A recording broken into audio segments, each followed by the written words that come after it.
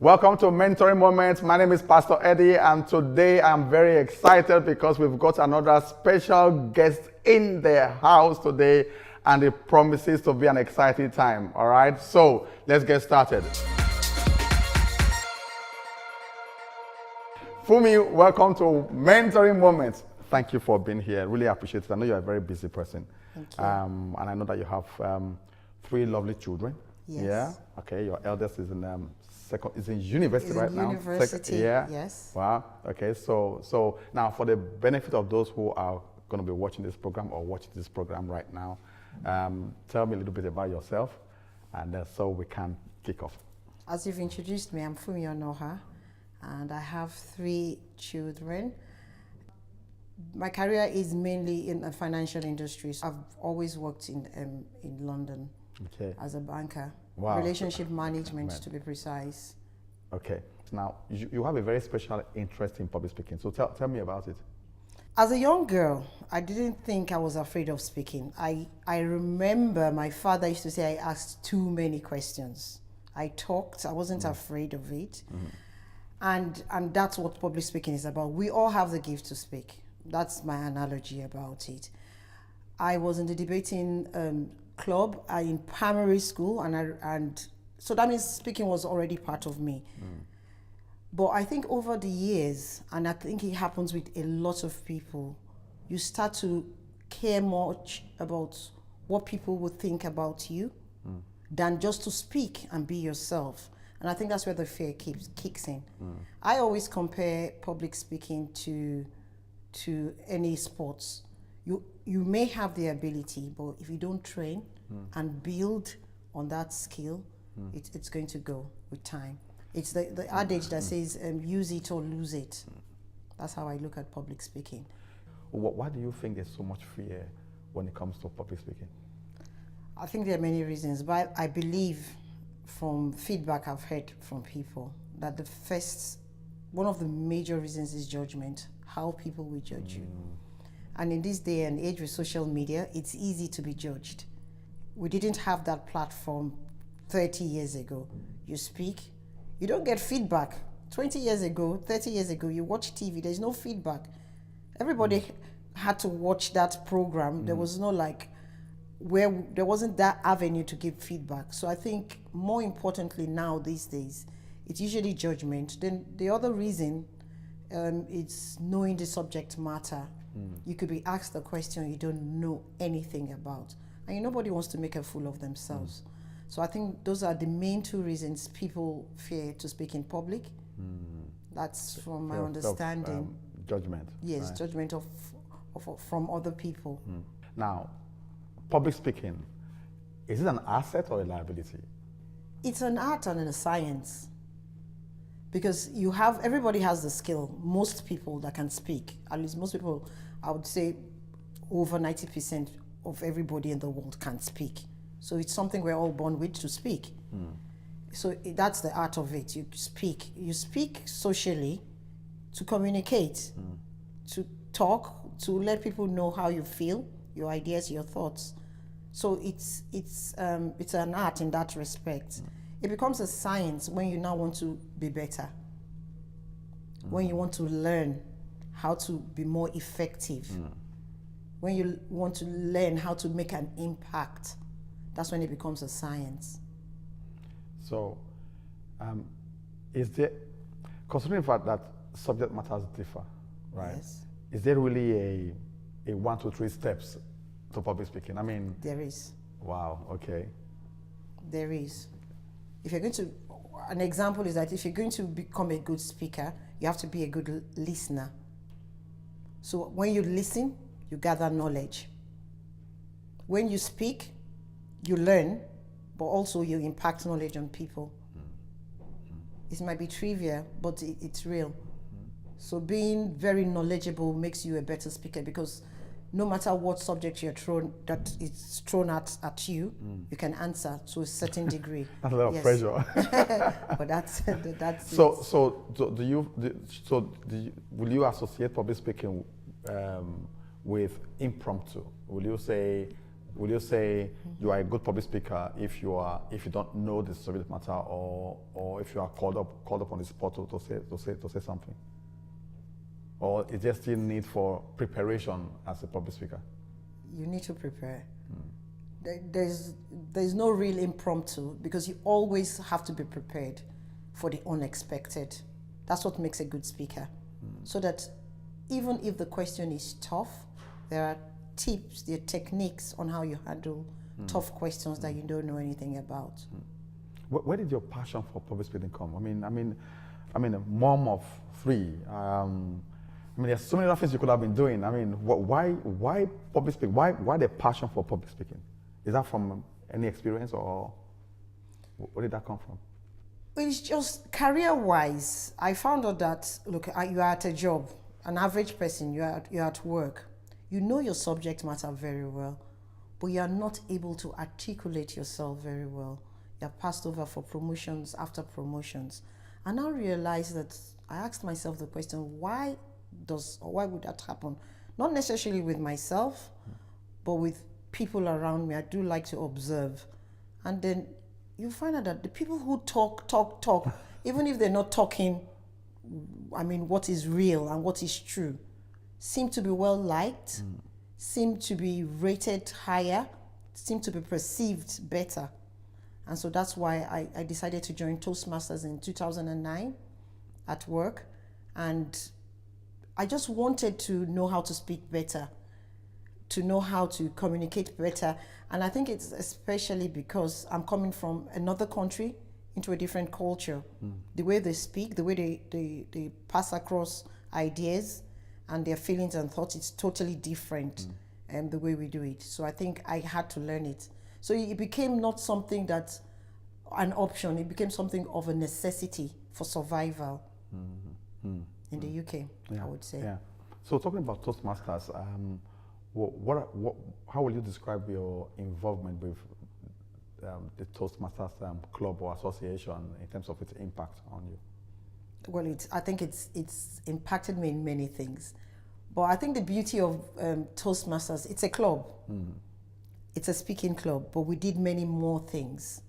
It was able to build my leadership skills, because that's what the club is about. They've actually changed the objective of the clubs. It's just not communication skills, but also to build on leadership skills, because there's a correlation between being a good leader and being a good communicator.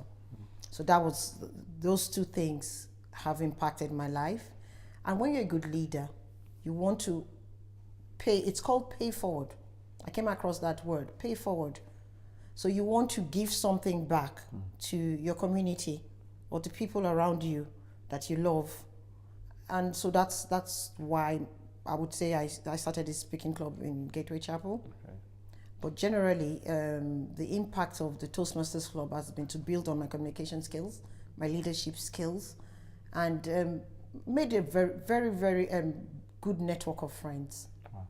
Yes. So, will you suggest? I mean, you mentioned to me that you were in the debating society when you were a kid. You know. Yes. Some parents may think, wow, exposing their kids to debating publicly is a lot of pressure. Did you feel pressurized growing up to participate in in debating society as a kid? Not at all. My father was quite a liberal man, and he believed, which is the same kind of principles I follow, to allow a child to blossom, to develop their own personality. So there was no pressure.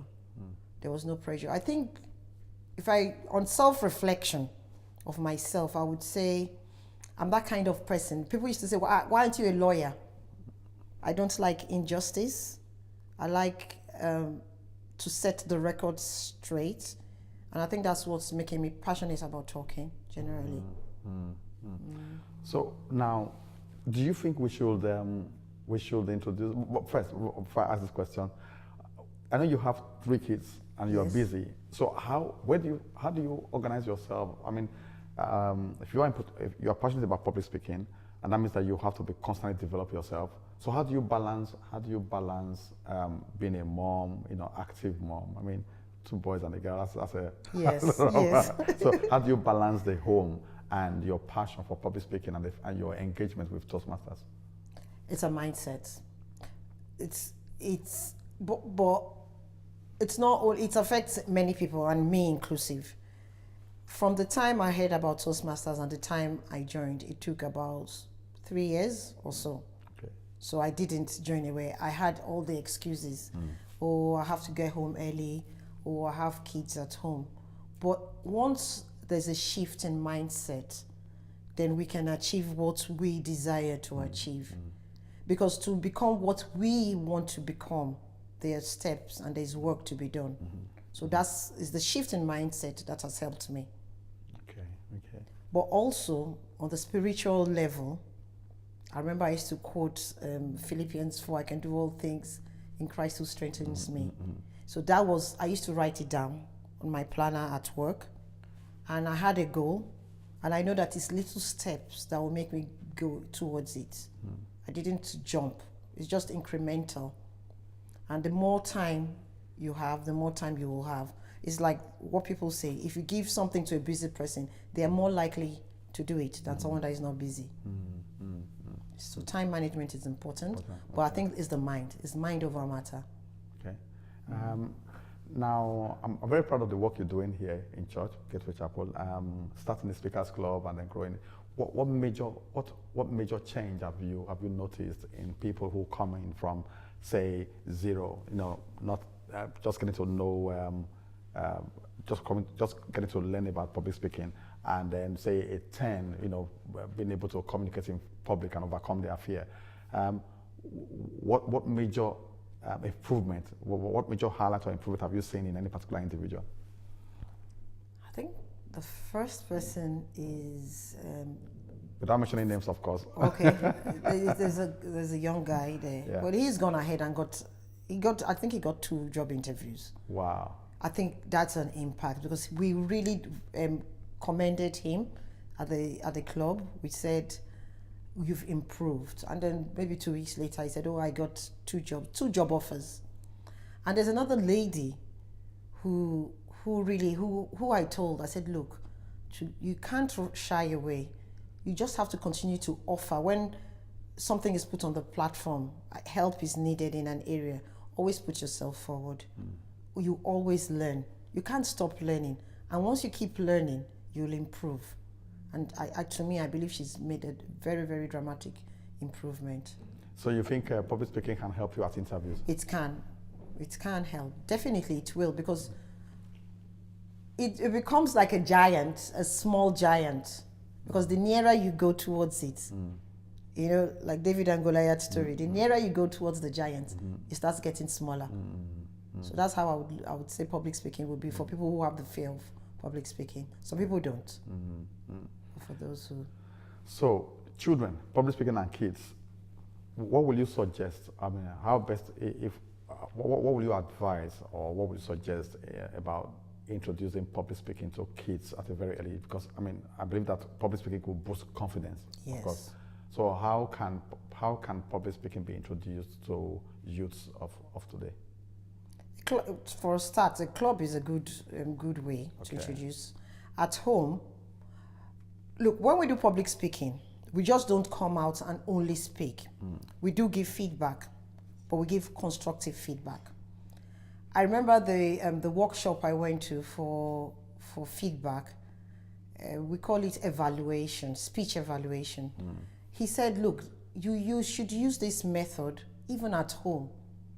When we're too critical of our kids, it inhibits them and it sort of stifles their growth. So I feel one way for kids especially is to always use praise before you criticize or recommend, as I would say. Any feedback, even for kids, should be in that, using that methodology.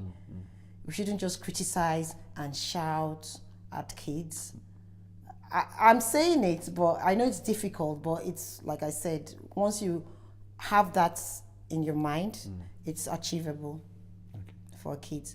And then the other thing is to introduce them to speaking. They all speak, but make them maybe go out, put them forward, let them speak, encourage them at home. Even if somebody in school laughs at you, for instance, encourage them, affirm your kids, and make them affirm themselves. I think that's for kids, maybe below 10, I'm saying. Okay. Yes. So one last question before I let you shoot off.